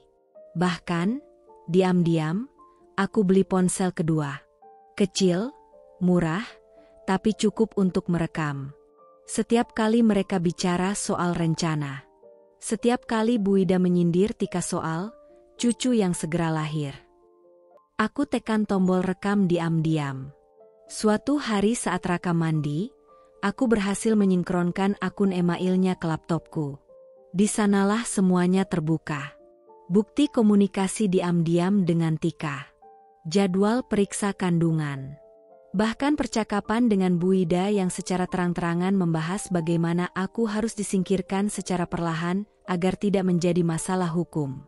Laras itu nggak akan nyadar. Dia terlalu sibuk kerja. Bagus. Bikin dia lelah. Nanti pas dia minta cerai, kita tinggal setuju aja. Gampang. Kalimat itu, kubaca berulang-ulang dengan tangan gemetar. Tapi bukan karena lemah, karena marah. Marah yang begitu tenang, terkontrol, dan tajam. Mereka pikir aku akan runtuh? Mereka pikir aku akan mengemis agar dipertahankan? Mereka salah. Sangat salah. Selama berminggu-minggu aku tetap tersenyum, tetap menyuguhkan teh sore untuk Bu Ida, tetap menyambut Raka dengan senyuman saat ia pulang. Tapi malam-malamku kuisi dengan mengumpulkan, mencatat, dan menyiapkan segalanya. Aku mungkin tidak melawan dengan tangan. Tapi aku akan melawan dengan kepala dingin dan bukti-bukti. Aku akan buktikan bahwa perempuan yang mereka anggap lemah ini adalah badai yang sedang menunggu waktu untuk menghancurkan semuanya. Dan saat badai itu datang, tak akan ada satupun dari mereka yang bisa berdiri tegak. Mereka pikir aku diam karena tak berdaya. Tapi diamku adalah perencanaan. Setiap senyum yang kutebar adalah kedok dari badai yang sedang kususun perlahan. Setiap malam, setelah semua tidur, aku duduk di depan laptop dengan mata menyala. Aku pelajari undang-undang. Aku cari tahu tentang hak istri, pembagian harta, hingga hukum perselingkuhan. Kutulis semuanya di buku kecil, disamarkan sebagai agenda kerja agar tak ada yang curiga. Langkah pertamaku, memindahkan seluruh tabungan secara diam-diam. Rekening bersama yang selama ini kuisi dengan jerih payahku. Mulai kupindahkan sedikit demi sedikit ke rekening atas namaku sendiri. Aku bahkan membuat rekening baru di bank berbeda, agar lebih aman. Setiap akhir minggu, kupindahkan dalam jumlah kecil agar tak mencurigakan.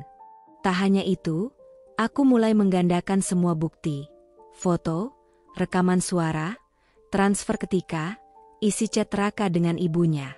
Semuanya kusimpan di cloud, di flash disk, dan di laptop kerja yang selalu kubawa ke kantor. Aku tahu, jika badai benar-benar pecah, bukti akan jadi senjataku yang paling mematikan. Langkah kedua, menghubungi pengacara. Aku menghubungi seorang pengacara perempuan, Mbak Vina, lewat jaringan temanku di kantor. Kami bertemu diam-diam di sebuah kafe kecil, sore hari sepulang kerja. Aku menyodorkan semua bukti, dan ekspresinya berubah tegas saat membuka isi folder digital yang kubawa. Kalau semua ini valid, kamu bisa menang mutlak. Bahkan bisa gugat balik untuk pencemaran nama baik dan pemalsuan, katanya yakin. Aku mengangguk. Mataku basah tapi bukan karena sedih. Karena akhirnya aku merasa tidak sendirian. Lalu kami mulai menyusun strategi.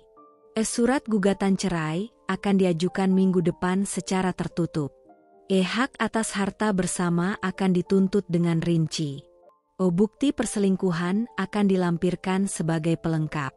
Dan yang paling penting, gugatan ganti rugi atas penyiksaan mental dan beban nafkah yang tak adil. Aku pulang malam itu dengan hati berdebar-debar. Tapi bukan karena takut. Karena semakin dekat pada kemerdekaan. Mereka tak tahu. Saat aku duduk di meja makan dan menyendok nasi ke piring Bu Ida sambil tersenyum. Aku sedang menghitung hari menuju kehancuran mereka. Dan yang paling ironis, mereka tetap saja meremehkanku. Raka masih pulang malam dengan wangi parfum murahan. Bu Ida masih bersikap superior dan terus bertanya, "Gimana, Laras? Rahim kamu masih mogok kerja?" Aku hanya tertawa pelan. "Tenang aja, Bu. Saya sedang menyiapkan sesuatu yang besar." Mereka tak tahu, saat badai ini meledak, bukan cuma rumah tangga mereka yang hancur, tapi reputasi, kehormatan, dan sisa-sisa topeng yang selama ini mereka pakai. Aku bukan lagi perempuan yang menangis karena dikhianati. Aku adalah perempuan yang sedang menulis akhir cerita mereka dengan tinta penuh perhitungan. Hari itu, mereka berencana mengadakan makan malam kecil-kecilan. Tempatnya bukan di restoran mewah, tapi di rumah mertuaku.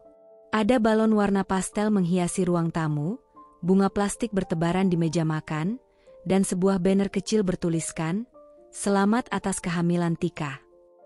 Mereka tidak mengundangku, tentu saja. Tapi mereka lupa, tanah yang mereka injak, rumah yang mereka pakai, listrik yang menyala, semua itu masih aku yang bayar. Aku tahu dari mulut tetangga yang tak sengaja mendengar rencana itu. Maka aku memutuskan, ini saat yang tepat. Saat paling sempurna untuk membuat mereka melihat wajahku bukan sebagai korban, tapi sebagai badai. Malam itu, aku berdiri di depan pintu rumah mertua, mengenakan blazer hitam dan sepatu hak tinggi. Rambutku kuikat rapi, wajahku tak lagi lusuh. Di tanganku, sebuah map berisi bukti lengkap, berkas gugatan cerai, bukti perselingkuhan, dan fotokopi transfer uang. Begitu pintu dibuka, aku tak menunggu dipersilakan. Aku langsung melangkah masuk dan bertepuk tangan keras. "Wah, meriah juga pestanya," ucapku dengan senyum miring. "Ada acara, tapi lupa undang istri sah." Semua kepala langsung menoleh. Tika yang sedang duduk manja di sofa mendadak pucat pasi. Raka bangkit dari duduknya, matanya membulat tak percaya. Bu Ida berdiri tergagap, jelas tak menyangka aku akan datang, dan jauh lebih kuat dari yang mereka bayangkan. "Alia, kamu apa-apaan sih datang-datang bikin rusuh?" bentak Bu Ida. Aku mendekat perlahan, meletakkan map di atas meja makan yang penuh dengan hidangan mahal. "Bukan rusuh, Bu. Saya cuma mau kasih hadiah. Ini, lengkap.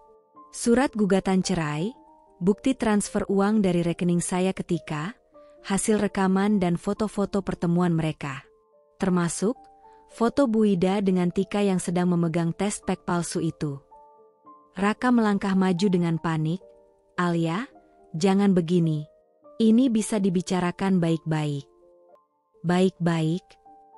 Aku menatapnya tajam. "Saat kamu tidur dengan teman SMA ku sendiri? Saat ibumu memfitnahku mandul? Saat kalian pesta-pesta pakai uangku? Kalian pikir aku akan diam selamanya?" Tika mulai menangis. Aku cuma..." "SSSTT." Aku mengangkat satu jari. "Jangan cari alasan. Kamu tahu betul siapa aku. Dan sekarang, semua orang juga akan tahu siapa kamu sebenarnya." Aku menyalakan proyektor kecil yang sudah kusiapkan. Di layar, muncul slide demi slide. Rekaman suara Raka dan Tika mengatur agar aku disingkirkan, chat mesra mereka, bahkan foto saat mereka masuk hotel. Tamu yang hadir, beberapa kerabat jauh yang baru datang, langsung ricuh. Suara bisik-bisik, ekspresi syok, dan lirikan tajam tertuju pada Tika dan Bu Ida. Raka mencoba mematikan alatnya, tapi aku menarik map dan mengacungkan satu berkas terakhir. Dan ini, permohonan pembekuan aset. Aku sudah ajukan ke pengadilan, dan kuperoleh hak untuk mengamankan keuanganku. Jadi selamat tinggal, pesta-pesta kalian. Listrik rumah ini akan mati malam ini. Sudah kuputus atas nama pemilik rekening. Aku melangkah keluar tanpa melihat ke belakang. Saat kakiku menjejak aspal, suara Tika menangis memanggil Raka, dan suara Bu Ida memaki dalam kepanikan menggema di belakangku. Aku tak perlu lagi mendengar semuanya. Malam itu bukan hanya malam perayaan kehamilan palsu mereka, tapi malam yang akan mereka ingat sebagai hari ketika wanita yang mereka remehkan bangkit, membalikan keadaan, dan menelanjangi seluruh aib mereka di depan mata semua orang. Raka mengejarku keluar dengan langkah tergesa. Tapi aku tak mempercepat langkahku. Aku ingin dia melihat punggungku yang tegak, kepala yang tak tertunduk meski hati ini berkecamuk. Ketika aku akhirnya berhenti di halaman depan, lampu rumah masih terang, dan suara gaduh dari dalam belum mereda. Tak butuh waktu lama sampai Bu Ida juga menyusul keluar bersama Tika yang pura-pura terseduh, memegangi perutnya seolah sedang menjaga calon anak tak berdosa dari amukan drama yang mereka ciptakan sendiri. "Alia, jangan buat keributan di malam bahagia orang lain," kata Bu Ida tajam. "Kamu malu-maluin diri sendiri." Aku menoleh pelan. Senyum sinisku mengembang. "Wah, kalian kelihatan bahagia sekali ya," ucapku dengan nada datar yang dingin. "Cuma sayangnya, kebahagiaan kalian berdiri di atas pengkhianatan dan kebohongan." Tika menyeka air mata yang bahkan tak sempat jatuh. Aku nggak pernah berniat merebut siapapun. Aku cuma cinta sama Raka. "Cinta?" Aku menatapnya. "Apa kamu tahu artinya cinta? Cinta itu perjuangan, bukan selingkuh diam-diam sambil hidup dari uang istri sah." Raka akhirnya angkat suara. "Kamu tuh selalu nyindir, nyalahin, padahal kamu sendiri nggak pernah jadi istri yang baik. Kamu terlalu sibuk cari uang. Kamu lupa tugas kamu sebagai perempuan." Aku tertawa kecil. Sakit? Jelas. Tapi tawa itu keluar karena aku sadar, dia memang tak pernah mengerti. Tugas sebagai perempuan?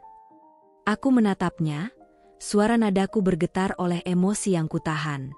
Selama ini siapa yang bayar listrik? Siapa yang isi dapur? Siapa yang bayar cicilan rumah ini? Dan kamu, Raka? Kamu di mana? Sibuk ngojek sesekali? Atau sibuk di pangkuan perempuan lain? "Alia, cukup," bentak Bu Ida. "Perempuan kalau nggak bisa ngasih anak, ya wajar diganti. Kamu harus terima itu. Tika ini, dia bisa kasih cucu. Dia perempuan sejati." Jantungku mencelos, tapi aku tetap berdiri tegak. Mataku memandangi wanita itu, ibu dari suamiku, yang tak pernah menerimaku sejak awal. "Bu," kataku pelan. "Perempuan sejati bukan dilihat dari rahimnya, tapi dari keberaniannya bertahan saat dihancurkan, dari kesetiaannya walau dilukai, dan dari keberaniannya melangkah pergi meski hatinya patah." Raka menggelengkan kepala, suaranya meninggi. "Kamu emang gak pernah mau dengerin orang. Egois. Semua harus sesuai cara kamu." Aku egois. Aku melangkah lebih dekat, menatap matanya. "Aku bertahan selama ini, Raka. Saat kamu tidur sepanjang hari, saat ibumu menyindirku tiap pagi, saat aku jatuh sakit tapi tetap bekerja. Aku nggak pergi bukan karena aku lemah, tapi karena aku berharap kamu sadar. Tapi ternyata, kamu lebih nyaman dicintai orang yang hanya tahu separuh perjuanganku." Tika kembali memeluk perutnya. "Tolong jangan marah-marah. Ini bahaya buat kandunganku." Aku menghela napas. "Tenang saja. Aku nggak akan menyentuhmu. Aku nggak sekejam kalian." Aku mundur perlahan, lalu menatap mereka untuk terakhir kali malam itu. "Kalian boleh rayakan kehamilanmu malam ini. Tapi ingat, yang kalian hina, yang kalian anggap mandul, yang kalian sebut tak berguna, adalah orang yang membuat kalian bisa hidup nyaman sampai detik ini." Lalu aku pergi, tanpa air mata, tanpa ragu, meninggalkan halaman rumah yang dulu kusebut rumah tangga.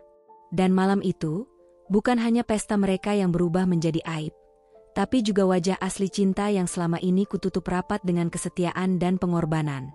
Malam itu, langit tak berbintang. Seolah semesta pun menahan napas, menyaksikan keadilan yang akhirnya menampakkan wajahnya. Aku datang ke rumah keluarga Raka sekali lagi, tapi kali ini bukan sebagai istri yang tersakiti, melainkan sebagai perempuan yang sudah mempersiapkan akhir dari semua penghinaan yang mereka lemparkan. Aku mengenakan blus putih polos dan celana panjang hitam. Sederhana, tapi senjata yang kubawa malam itu jauh lebih tajam dari apapun yang pernah mereka bayangkan. Saat aku melangkah masuk, mereka semua sedang duduk di ruang tamu. Tika di samping Raka, tangannya masih menepuk-nepuk perutnya yang belum benar-benar membesar. Bu Ida duduk angkuh di kursi sebelah, menyesap teh hangat dengan gaya nyinyir yang tak berubah sejak aku pertama kali masuk rumah ini sebagai menantu. "Alia?" tanya Bu Ida, kaget. "Ngapain kamu datang lagi? Mau minta maaf karena bikin keributan kemarin?" Aku tak menjawab. Aku hanya berjalan ke arah meja dan meletakkan sebuah flash disk kecil berwarna hitam di atas laptop mereka. Lalu, dengan tenang, aku tekan tombol enter. Layar laptop menyala. Dan seketika, suara-suara penuh tawa dan manja mengisi ruangan. "Raka, kamu tuh beda ya kalau lagi sama aku." Tika terdengar mendesah manja dalam video itu, duduk bersebelahan dengan Raka sambil menyuapinya makanan. Lalu adegan berganti, kamera tersembunyi yang kupasang dengan susah payah memperlihatkan mereka berpelukan di parkiran kafe. Raka mencium kening Tika, dan ia membalas dengan pelukan lembut seolah tak ada seorang pun yang akan tahu. Bu Ida melotot. Ini apa?" Aku menatapnya tajam. "Bukti bahwa semua omongan kalian tentang aku tak pantas jadi istri, hanyalah dalih dari pengkhianat yang sudah lama bermain api." Raka berdiri, wajahnya merah padam. "Kamu sengaja mata-matain aku?" "Aku sengaja menyelamatkan diriku," jawabku tenang. Kuambil map besar dari tasku dan mengeluarkan dokumen satu persatu. "Tenang, aku juga bawa ini," kataku sambil meletakkan satu bundel di atas meja.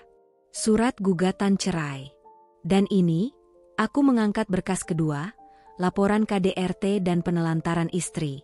Disertai bukti bahwa kamu, Raka, selama 2 tahun terakhir tidak memberikan nafkah layak secara materi maupun emosional." Tika mulai panik. "Alia, kamu gila ya? Kamu mau rusak hidup kami?" Aku mendekatinya pelan, mata kami bertemu. "Kalianlah yang menghancurkan hidupku dulu. Tapi aku memilih membalas dengan cara yang tak akan bisa kalian lupakan. Elegan, sah secara hukum, dan memalukan secara sosial." Bu Ida bangkit berdiri, tangannya gemetar menunjuk ke arahku. "Kamu pikir kamu bisa lepas begitu aja? Nggak semudah itu, Alia." Aku menatapnya untuk terakhir kali. "Saya sudah terlalu lama diam, Bu. Dan diam saya adalah masa lalu. Mulai sekarang, saya yang akan menentukan arah hidup saya. Bukan lagi kalian." Lalu aku berbalik, meninggalkan mereka membeku di ruang tamu, dengan wajah-wajah panik, malu, dan terbelah antara ketakutan dan rasa bersalah yang mungkin baru saja tumbuh, atau tidak pernah ada sama sekali. Malam itu, aku melangkah keluar bukan sebagai istri yang gagal, tapi sebagai perempuan yang menang, tanpa harus menyentuh satupun rambut dari musuhnya. Karma memang tak pernah terburu-buru. Ia datang diam-diam, tapi saat tiba, tak akan ada tempat sembunyi. Beberapa minggu setelah aku melayangkan gugatan cerai, efek domino pun mulai terjadi. Raka yang dulu sering membanggakan, jaringan pertemanannya, kini berjalan sendirian. Satu persatu teman kantor yang dulu sering ia banggakan, perlahan menjauh. Bukan hanya karena aib perselingkuhannya yang kini mulai tersebar dari mulut ke mulut, tapi karena kredibilitasnya sebagai suami yang hidup dari keringat istri, sudah jadi bahan olok-olok. Salah satu temannya bahkan menulis status di media sosial. Laki-laki sejati itu melindungi, bukan menyedot energi istrinya sampai kering. Ngaca bro, tagnya jelas. Sindirannya telak. Raka, yang tak pernah belajar mencari harga diri, mulai frustrasi. Orderan ojek online-nya menurun karena wajahnya tersebar di forum lokal. Beberapa pelanggan membatalkan pesanan begitu tahu siapa pengemudinya. Ia kembali jadi lelaki yang pulang malam dengan mata merah, bukan karena lelah, tapi karena malu dan tertekan. Dan Tika? Oh, pelakor yang dulu duduk manja di samping suamiku itu, ternyata lebih licik dari yang aku duga. Beberapa hari setelah berita perceraianku menyebar, aku mendapat kabar dari teman lamaku yang masih satu komunitas alumni SMA. Tika mulai sering nongol di kafe mahal, duduk dengan pria-pria berpenampilan mapan, berpakaian modis, dan tanpa Raka. Awalnya kupikir itu hanya rumor. Tapi malam itu, ponsel Raka yang masih terkoneksi dengan akun Google Drive lama mengirim notifikasi otomatis, sebuah foto terunggah tanpa sengaja. Dalam gambar itu, terlihat Tika sedang duduk di mobil mewah bersama pria parubaya, dengan tangan yang memegang setumpuk berkas properti. Aku tersenyum tipis. Rasa marahku tak lagi menyala, karena yang ku tahu sekarang, mereka sedang menuai apa yang mereka tanam. Keesokan harinya, Raka datang ke tempat tinggalku yang baru. Rambutnya acak-acakan, wajahnya tirus, dan matanya merah seolah tak tidur semalaman. Ia berdiri di depan pagar, memanggil namaku seperti orang kebingungan. Alia, aku salah. Tika, dia pergi. Suaranya bergetar. Dia pikir semua harta atas namaku. Tapi setelah tahu semuanya atas nama kamu, dia kabur, Alia. Dia cuma manfaatin aku. Aku menatapnya dari balik jendela. Diam. Datar. Dia bahkan bawa laptopku, HP-ku, semua uang di dompetku. Aku nggak punya siapa-siapa lagi. Seketika itu aku membuka pintu. Tapi bukan untuk memeluk atau menghiburnya. Aku hanya menyodorkan map biru kecil. Ini, sisa dokumen pengadilan yang belum kamu tanda tangan. Setelah itu, kita selesai sepenuhnya. Raka menatapku putus asa. Alia, aku minta maaf. Maaf? Aku tersenyum tipis. Maaf tidak mengembalikan waktu. Tapi tenang, aku tidak datang ke hidupmu untuk menghancurkanmu. Kamu yang menghancurkan dirimu sendiri. Lalu aku menutup pintu. Dan saat itu pula, suara hatiku membisikkan satu hal dengan jelas. Inilah awal dari karma yang mulai menagih hutangnya, dengan bunga yang sangat mahal. Setelah semua terbongkar, aku tidak hanya menyelamatkan diriku, aku juga mengambil kembali hak-hakku yang selama ini diinjak. Rumah itu, tempat aku pernah dihina, dilecehkan, dianggap tidak berguna. Sejak awal memang aku yang mencicil. Semua surat kepemilikannya atas namaku. Aku yang membayar uang muka, aku yang menanggung pajaknya, dan aku juga yang mengisi isinya. Dari kulkas, TV, tempat tidur, sampai piring dan sendok di dapur. Saat proses perceraian disahkan, aku datang dengan truk dan beberapa petugas pengangkut barang. Dengan tenang, tanpa marah-marah, aku perlihatkan surat legal kepemilikan barang satu persatu. Raka hanya bisa menunduk. Sementara Bu Ida berdiri di ambang pintu dengan tongkat, tubuhnya yang dulu tegas kini tampak ringkih dan lelah. Ini rumah saya, Bu.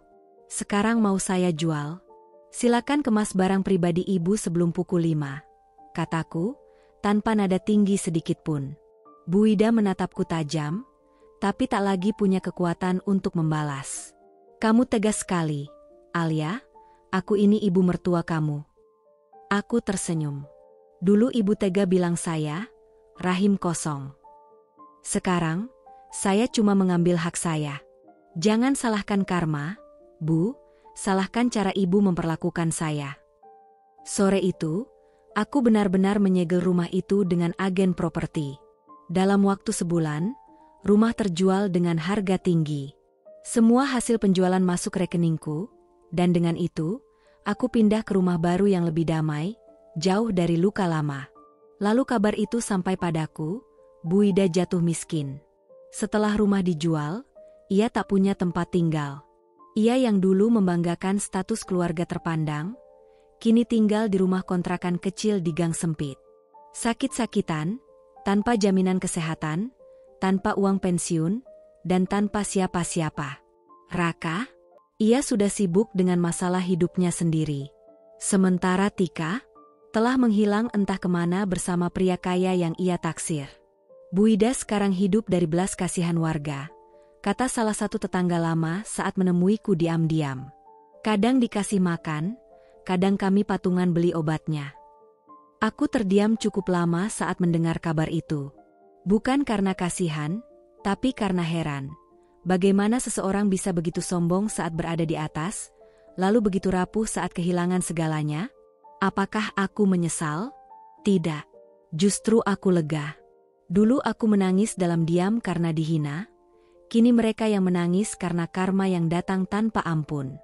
Dan aku hanya bisa berkata dalam hati. Hidup memang lucu. Kadang orang yang kau injak justru yang bisa menyelamatkanmu, kalau saja kau memperlakukannya dengan layak. Setelah semua kehancuran itu, aku pikir hidup Raka dan Tika akan penuh dengan kebahagiaan yang dulu mereka hayalkan.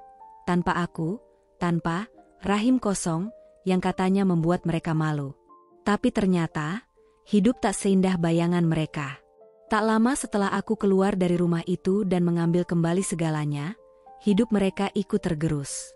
Kudengar Tika mulai sering mengeluh. Bukan hanya tentang kondisi ekonomi yang anjlok setelah tahu semua aset atas namaku, tapi juga karena Raka yang pengangguran. Pria yang dulu ia rebut dari rumah tanggaku ternyata bukanlah pangeran, melainkan beban hidup. Dan kemudian kabar itu sampai padaku. Tika ternyata hamil. Tapi bukan dari Raka. Kehamilan itu bukan buah dari perselingkuhan mereka. Itu berasal dari hubungan sesaat dengan seorang pengusaha yang sempat dekat dengannya sebelum Raka. Ketika pria itu tahu Tika hamil, ia menghindar. Dan Tika, yang panik dan takut menanggungnya sendiri, balik menekan Raka. Aku butuh kepastian. Rak? Bentaknya suatu malam. Menurut kabar seorang mantan rekan kerja Tika yang tak sengaja mendengar pertengkaran mereka di kafe. Aku harus tanggung anak orang? Kamu pikir aku siapa? Tik? Sahut Raka dengan suara tinggi. Ya setidaknya kamu laki-laki. Tanggung jawab sedikit kek. Daripada cuma ongkang-ongkang kaki tiap hari nunggu aku pulang bawa duit. Enak aja. Aku ninggalin semuanya demi kamu. Kamu yang janjiin aku hidup enak. Tika tertawa mengejek. Hidup enak? Kamu kira kamu siapa? Semua harta Alia, bukan kamu. Aku juga yang bodoh dulu percaya kamu bisa kasih aku kenyamanan. Malam itu, Tika menendang Raka keluar dari apartemen kecil yang mereka sewa. Hujan turun deras saat Raka berdiri di depan pintu, hanya membawa satu tas ransel usang dan jaket tipis. Tidak ada tempat untuk pulang, tidak ada orang yang bisa dituju. Semua teman menjauh karena reputasinya yang hancur. Keluarganya sudah tercerai-berai. Ibunya, Bu Ida, pun tak bisa lagi menolong. Ia duduk di halte, basah kuyup. Untuk pertama kalinya, Raka merasakan apa itu benar-benar sendiri. Telepon genggamnya sepi. Tidak ada nama Tika. Tidak ada pesan dari siapapun. Ia buka sosial media, hanya untuk melihat foto-foto lamaku yang kini sering dibagikan orang, sebagai contoh wanita kuat yang bangkit dari pengkhianatan. Ia hanya bisa menatap kosong, dengan mata memerah. Aku pikir aku menang, ternyata aku bahkan gak layak jadi pemain cadangan dalam hidup orang lain. Bisiknya. Dan saat itu, di antara rinai hujan dan lampu jalan yang temaram, Raka tahu, semua ini bukan sekadar nasib buruk. Ini adalah karma yang datang pelan-pelan, tapi pasti. Dan kini, semua yang ia abaikan, kesetiaan, kerja keras, cinta, berbalik memukulnya telak. Setelah semua badai yang kulalui, aku tahu satu hal, aku tak bisa tinggal di kota ini lebih lama. Terlalu banyak luka yang tertinggal di setiap sudutnya, di rumah yang dulu kusebut tempat pulang, di jalanan yang sering kulewati pulang kerja sambil menangis dalam diam, dan di wajah-wajah yang dulu menertawakanku karena dianggap tak mampu jadi istri sempurna.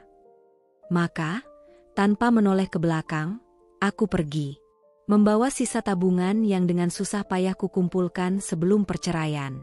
Kutinggalkan rumah itu, dan semua isinya yang penuh dusta. Kumasukkan pakaianku ke dalam koper besar, lalu kukunci lembar terakhir dari masa laluku yang penuh luka. Aku pindah ke kota kecil di pinggiran Jawa Tengah. Kota yang tak ramai, tapi cukup hidup untuk memulai dari nol. Dengan menyewa sebuah rumah sederhana dan ruko kecil, aku membuka butik kecil, impian yang dulu selalu kuabaikan demi menjadi istri yang baik menurut versi mertua. Aku menjahit sendiri, desain sendiri, bahkan mengantar pesanan sendiri. Di awal, aku bekerja sampai larut malam. Tanganku kapalan, mataku sering perih karena begadang, tapi untuk pertama kalinya, aku merasa hidupku penuh arti. Aku mengelola akun media sosial untuk butik itu, menamai brandku, Rahima Wear, diambil dari namaku sendiri, karena aku ingin mengembalikan identitasku yang dulu hilang dalam status sebagai istri dari pria salah. Aku memotret setiap produk dengan penuh cinta. Tak kusangka, dari 1-2 pembeli, usahaku mulai dikenal. Seorang selebgram lokal membeli bajuku dan merekomendasikan ke followersnya. Sejak itu, orderan membanjir. Setahun berlalu. Butikku kini punya 4 karyawan. Aku membeli mesin jahit industri, memperluas ruko, dan merenovasi rumah. Tak ada lagi tangisan tengah malam. Tak ada lagi tubuh lelah pulang disambut makian. Kini hidupku milik aku sendiri. Suatu malam, sambil minum teh di beranda rumah, aku membuka Instagram. Seorang temanku dari kota lama mengirim pesan, "Lihat ini, kayaknya kamu kenal orangnya." Di bawah pesan itu, ada satu foto dari akun gosip lokal. Seorang pria dengan wajah lusuh, jenggot tak terawat, dan pakaian kumal berdiri di pinggir jalan, memegang karton bertuliskan, "Butuh kerja apa, Sal? Saya lulusan S1. Mohon bantuannya." Aku menahan napas. Itu Raka, pria yang dulu selalu memandang rendah pekerjaanku. Yang berkata perempuan itu tugasnya di rumah, tapi memaksaku bekerja siang malam tanpa belas kasihan. Yang bilang aku mandul, lalu tidur dengan sahabat lamaku. Kini dia mengemis pekerjaan di trotoar. Tak lama kemudian, postingan itu dibanjiri komentar netizen. Dulu istri diceraikan karena katanya nggak bisa punya anak. Sekarang ditinggal pelakor juga. Karma emang nyata, ya. Ini yang dulu sombong banget tuh. Aku tidak ikut komentar. Tidak tertawa. Tidak menangis. Aku hanya menatap foto itu lama, lalu menghapus pesan dari temanku. Bukan karena aku ingin melupakan, tapi karena aku tidak perlu melihat kehancuran mereka untuk merasa puas. Beberapa minggu kemudian, datang lagi sebuah foto dari temanku yang lain. Kali ini foto seorang wanita tua, duduk di trotoar dengan lapak gorengan sederhana. Ada termos teh, 2 kantong plastik isi cilok dan tahu isi, serta 1 papan kardus yang dijadikan alas duduk. Itu Bu Ida. Wajahnya sudah jauh berubah. Tubuhnya membungkuk. Tangannya gemetar saat menyerahkan gorengan ke pembeli. Tak ada lagi bedak tebal, perhiasan emas, atau baju mahal seperti dulu. Ia tampak kelelahan dan kesepian. Kata temanku, rumah mereka sudah dijual. Tak ada penghasilan. Tika pergi entah kemana. Raka hidup menganggur, dan Bu Ida akhirnya mengontrak rumah kecil dekat pasar tradisional. Ia berjualan sendiri karena tak sanggup meminta-minta. Dulu sombong banget, sekarang jadi orang yang paling rendah hati, kata tetangganya. Aku hanya membalas, "Terima kasih, tapi aku tidak perlu tahu lebih jauh." Karena dalam hati, aku sudah selesai. Aku tidak bangkit untuk membalas mereka. Aku bangkit untuk menyelamatkan diriku sendiri. Untuk berdiri atas nama perempuan yang pernah diremehkan. Untuk semua istri yang dianggap tak berguna hanya karena belum punya anak. Untuk semua wanita yang bertahan di hubungan tak sehat demi menjaga nama baik keluarga. Kini aku hidup damai. Usahaku stabil. Aku punya tim kecil yang solid. Pelangganku dari berbagai kota. Aku kadang diundang seminar UMKM sebagai narasumber. Banyak yang kagum pada perjalananku, padahal mereka tak tahu, aku pernah dihancurkan oleh orang-orang yang kucintai. Tapi Tuhan tahu segalanya. Semesta tidak tidur. Dan keadilan, mungkin memang tidak datang cepat, tapi saat datang, ia menghantam tepat pada waktunya. Dan aku tidak dendam. Aku hanya memilih berjalan lebih tinggi. Aku tidak marah. Bahkan ketika mereka menghancurkan harga diriku, menjatuhkan martabatku di depan banyak orang, aku memilih diam. Bukan karena lemah, Tapi karena aku tahu, keburukan yang dilemparkan ke langit akan jatuh kembali ke wajah si pelaku pada waktunya. Aku tak pernah membalas dengan kebencian. Aku hanya menarik diri, membawa semua luka itu pergi, lalu menyembuhkannya perlahan dengan kasih sayang kepada diriku sendiri. Dan ketika mereka mencaci, perempuan mandul tak layak jadi istri, aku menunduk. Bukan karena malu, tapi karena tak ingin ikut mengotori mulutku dengan kalimat rendah seperti mereka. Mereka lupa, Tuhan belum memberi bukan berarti tak bisa.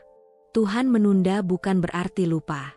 Dan Tuhan tidak pernah tertukar dalam membagi keadilan. Kini, aku memang belum punya anak dari rahimku sendiri. Tapi aku telah menjadi ibu bagi banyak anak yatim. Aku menyisihkan sebagian penghasilanku untuk menyekolahkan mereka, memberinya rumah, cinta, dan tempat berteduh. Mereka memanggilku, Bunda, dengan mata berbinar. Dan dalam pelukan kecil mereka, aku merasa lengkap. Aku pernah dihina karena rahimku, tapi sekarang, hatiku menjadi rumah bagi anak-anak yang kehilangan ibu. Sementara mereka, Raka, ditinggalkan, hidup tanpa arah, reputasinya hancur di mata semua orang. Tika, setelah menyadari pria itu tak punya apa-apa, pergi bersama pria lain yang lebih menjanjikan. Dan Bu Wida, dulu menatapku dengan sorot merendahkan. Kini ia menunduk malu di trotoar, menjajakan gorengan demi bertahan hidup. Tidak ada lagi gengsi, tidak ada lagi cucu, tidak ada siapa-siapa. Semua yang dulu berteriak lantang tentang harga diri dan kehormatan, kini dihantam kenyataan yang mereka ciptakan sendiri. Aku tidak membalas dengan amarah. Aku membalas dengan ketenangan. Dengan kerja keras. Dengan senyuman tulus di wajah setiap anak asuhku. Karena aku tahu, karma itu tidak terburu-buru. Tapi dia selalu tahu alamatnya. Dan aku tidak perlu menang dengan dendam. Karena Tuhan telah menegakkanku lebih tinggi, tepat di atas reruntuhan orang-orang yang dulu meremehkanku. Cerita ini menggambarkan perjalanan seorang wanita yang dipaksa menikah dan hidup dalam penindasan, penghinaan, serta pengkhianatan dari suami dan ibu mertua. Dari dipaksa bekerja keras, dianggap mandul, hingga dikhianati secara fisik dan emosional, ia mengalami titik terendah dalam hidupnya. Namun alih-alih membalas dengan amarah, ia menyusun langkah dengan tenang dan elegan, mengumpulkan bukti, mempersiapkan perceraian, lalu membuka jalan baru dalam hidupnya. Ketika kebenaran terbongkar, karma mulai bekerja. Suami yang mengkhianati, pelakor yang licik, dan ibu mertua yang kejam, semua mendapat balasan setimpal. Mereka kehilangan segalanya, harta, harga diri, bahkan tempat tinggal. Sementara sang tokoh utama bangkit, mandiri, dan menemukan makna baru sebagai ibu asuh bagi banyak anak yatim. Cerita ini mengajarkan bahwa kesabaran bukan kelemahan, dan bahwa Tuhan tidak tidur. Keburukan yang ditebar akan kembali, sementara kebaikan yang disemai, sekecil apapun, akan tumbuh menjadi kekuatan yang menyelamatkan. Karma itu nyata.